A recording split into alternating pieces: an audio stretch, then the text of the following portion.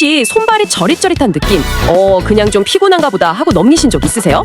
그게 사실은요, 우리 몸속 혈관이 보내는 아주 중요한 신호일 수 있다는 겁니다. 네, 맞아요. 어쩌면 혈액이 제대로 돌지 못하고 뭐랄까 산소 공급이 원활하지 않다는 일종의 경고등 같은 거죠. 네. 잠깐 휴대폰 화면 톡톡 구독과 좋아요 부탁드려요. 많은 분들이 그냥 일시적인 불편함으로 생각하기 쉬운데 손발 저림, 이게 혈관 건강, 더 나아가서는 전신 건강하고 직결될 수 있는 문제거든요. 그렇죠. 우리 몸이 보내는 신호를 그냥 무시하면 안 되겠죠. 그래서 오늘 저희가 보내주신 자료들, 특히 그 혈액순환 개선을 위한 식탁 위 명약이라는 글 있잖아요. 네네. 그거랑 여러 연구 결과들을 가지고 이 문제를 해결하는 데 도움을 줄 수 있는 아주 놀라운 식품들, 여기에 대해서 좀 깊이 파헤쳐 보려고 합니다. 자료 들어보니까 정말 흥미로운 연구들이 많더라고요. 그리스 아테네 대학부터 시작해서 아르헨티나 국립과학연구소, 이탈리아, 홍콩, 미국, 독일, 루마니아까지 전 세계적으로 정말 많은 연구가 있었어요. 그렇죠. 이렇게 다양한 연구 결과가 있다는 건 그만큼 이게 중요하고 관심이 높은 분야란 뜻 아니겠어요? 네, 분명 그렇습니다. 저희의 목표는 그래서 이 식품들이 어떻게 혈관 건강을 좋게 만들고 손발 저림 같은 증상을 줄여주는지 그 과학적인 원리를 좀 명확하게 이해해 보자는 겁니다. 네.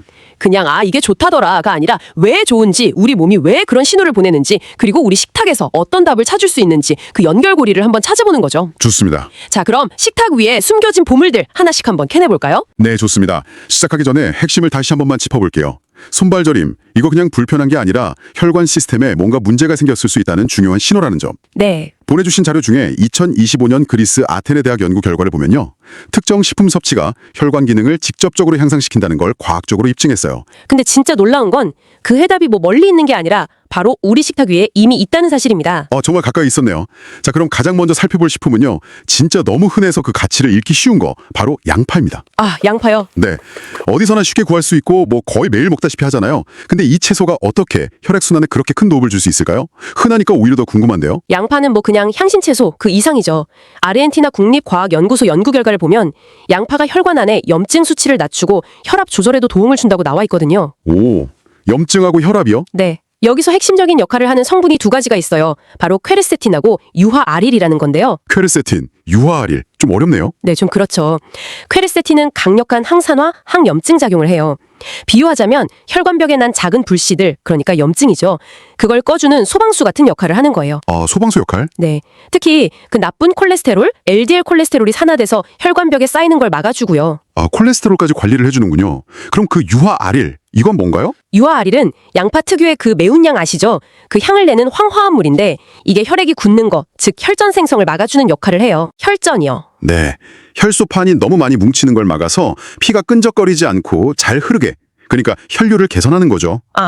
뭐랄까 도로 위 교통체증을 풀어주는 역할이라고 할까요? 비유가 아주 딱인데요. 그래서 퀘르세틴이 혈관벽을 깨끗하게 해주고 유화아릴이 피 자체의 흐름을 좋게 해주니까 결과적으로 저 끝에 있는 말초혈관까지 피가 잘 돌게 돼서 손발저림 완화에도 효과가 있는 거죠. 와. 근데 진짜 놀라운 건 이렇게 강력한 무기 두 개가 우리가 매일 먹는 너무나 평범한 양파 속에 들어있다는 거죠. 정말 그렇네요.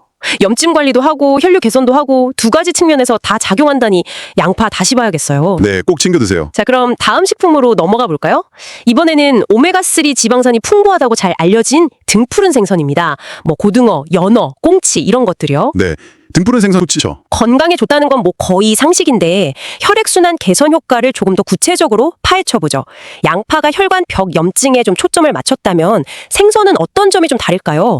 등푸른 생선에 있는 오메가3는 혈액순환 개선에 있어서 또 다른 아주 중요한 축을 담당합니다. 이탈리아 페데리코 2세 대학에서 한 메타 분석 연구 결과가 이걸 잘 보여주는데요. 메타 분석이요? 그게 뭐죠? 메타 분석이라는 건 관련된 여러 개별 연구들을 종합적으로 분석해서 더 신뢰도 높은 결론을 내리는 그런 연구 방식이에요. 개별 연구 하나하나의 한계를 넘어서 좀 더 큰 그림을 볼 수 있게 해주는 거죠. 여러 연구를 합쳐서 분석했으니까 그 결과가 더 강력하고 믿을만하다, 이런 뜻이군요. 네, 맞습니다.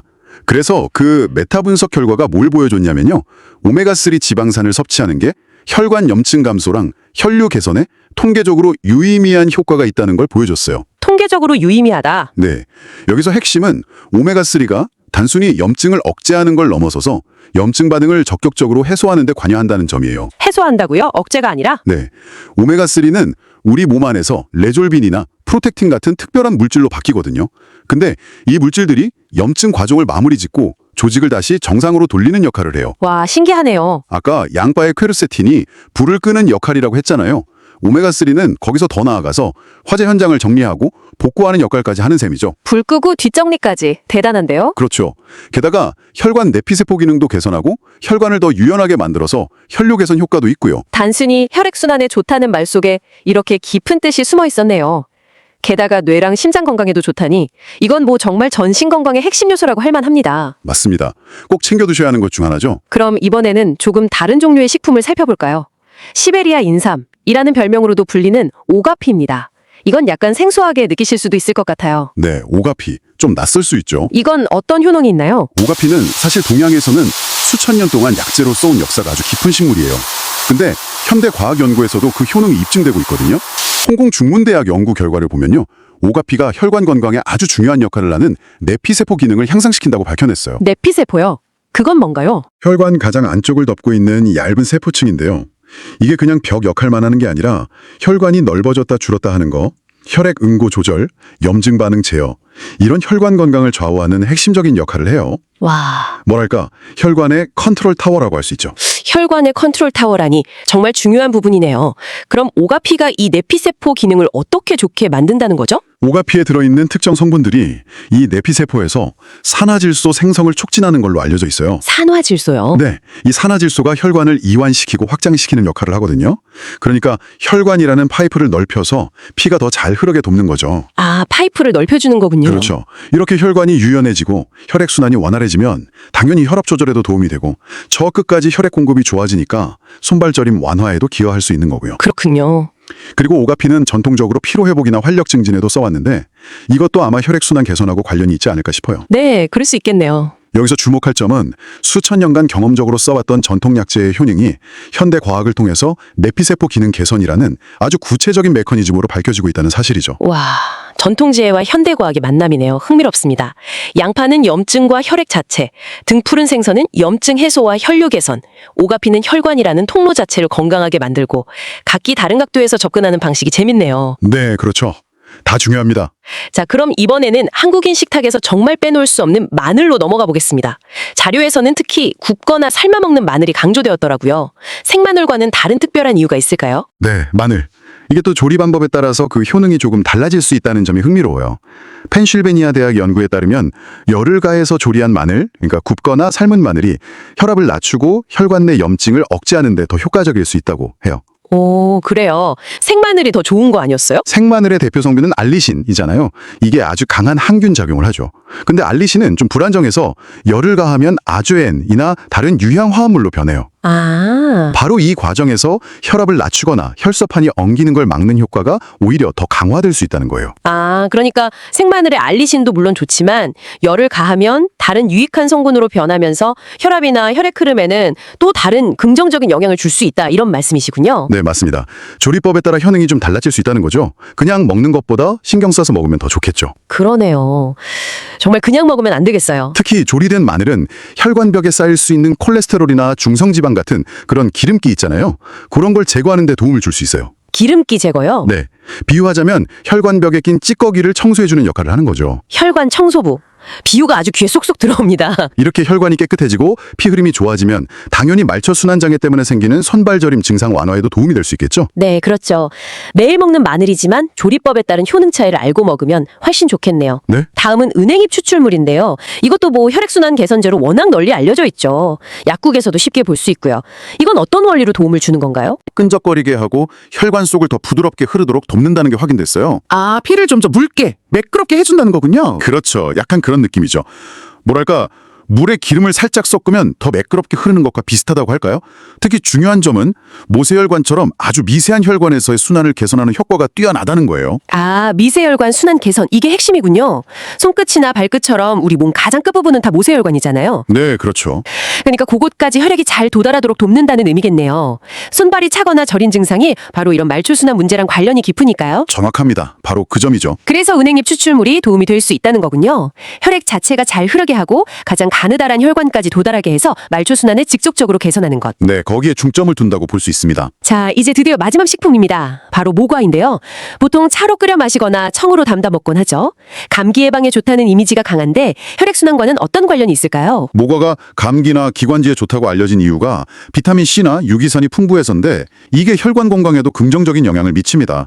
루마니아 국립연구소 연구에서는 모과의 강력한 항산화 작용과 혈관 건강 증진 효과를 보고했어요. 항산화 작용이요? 네, 항산화 작용이라는 건 우리 몸속에서 세포를 손상시키고 노화를 촉진하는 활성산소를 제거하는 능력을 말해요. 아, 활성산소. 들어봤어요. 네, 이 활성산소가 혈관벽을 공격해서 손상을 입히고 염증을 유발할 수 있거든요.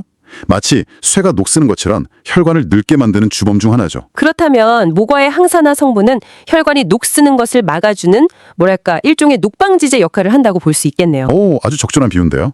네, 맞습니다.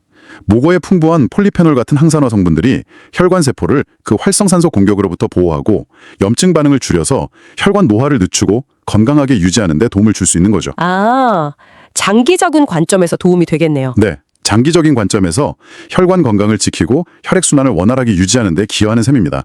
양파는 염증과 혈류, 등푸른 생선은 염증 해소와 혈관 유연성, 오가피는 혈관 자체 기능 강화, 마늘은 혈관 청소와 혈압 조절, 은행잎 추출물은 혈액 유동성과 미세순환, 그리고 모과는 항산화 작용으로 혈관 보호까지. 네, 정리가 잘 됐네요. 그럼 이 모든 정보들이 지금 이야기를 듣고 계신 궁극적으로 뭘 의미할까요? 저는 역시 아까도 말씀드렸지만 손발 저림 같은 증상이 그냥 피로나 불편함이 아니라 우리 몸, 특히 혈관 시스템이 보내는 절박한 구조 신호일 수 있다는 점, 이걸 다시 한번 강조하고 싶어요. 네, 그리고 오늘 우리가 확인한 가장 강력한 메시지는 바로 이거라고 생각해요.